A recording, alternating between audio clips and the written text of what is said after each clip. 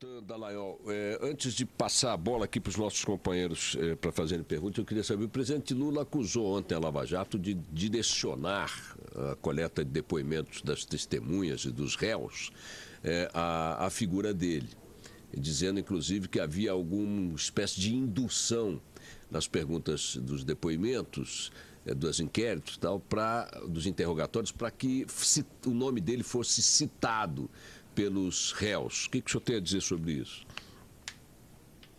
Nós não investigamos pessoas, Boechat, nós investigamos fatos. E quando uma pessoa foi responsável por um fato criminoso, aí sim, ela se torna suspeita, investigada e, eventualmente, se for o caso, réu numa ação criminal.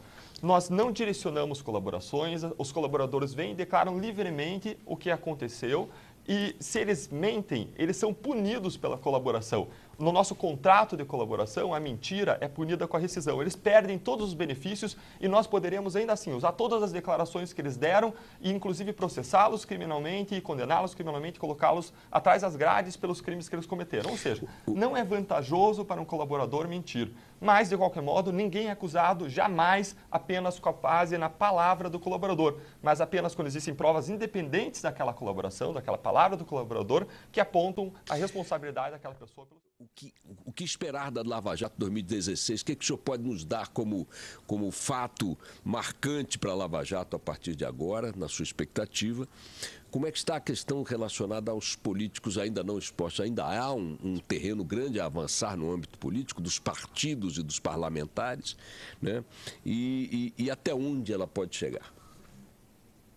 Boechat, nós temos um mundo para avançar pela nossa frente. Apenas dentro da Petrobras, nós temos diversas áreas ainda inexploradas, como a área de comunicação e outras diretorias sobre as quais nós não avançamos ainda. Nós temos as ações sobre cartéis, ações sobre partidos políticos, ações sobre empresas estrangeiras, potenciais ações contra bancos que permitiram atos de lavagem de dinheiro.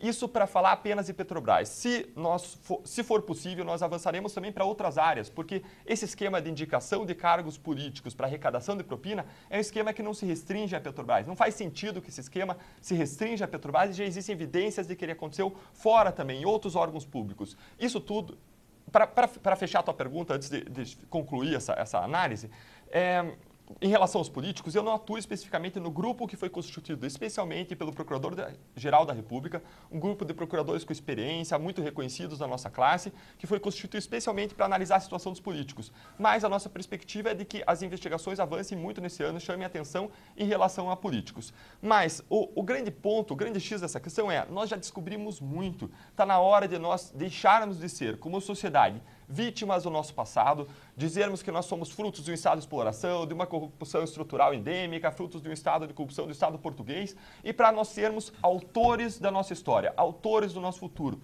Nós temos que, como sociedade, assumir nas nossas mãos as rédeas do nosso futuro e promover as mudanças que nós queremos. Tirar nossa bunda da cadeira, parar de reclamar da vida e fazer algo concreto que possa mudar a nossa história, como assinar essas 10 medidas contra a corrupção. Quando nós olhamos em perspectiva esse esquema de corrupção, Boechat, nós temos de um lado empresários, de outro lado nós temos os agentes públicos da Petrobras que foram corrompidos por aqueles empresários, nós temos no meio lavadores de dinheiro profissional, operadores que faziam o trânsito da propina, fazendo com que ela aparecesse limpa do outro lado para os funcionários públicos. Agora nós temos agentes muito importantes que foi onde esse esquema todo começou, que são os políticos. Por quê?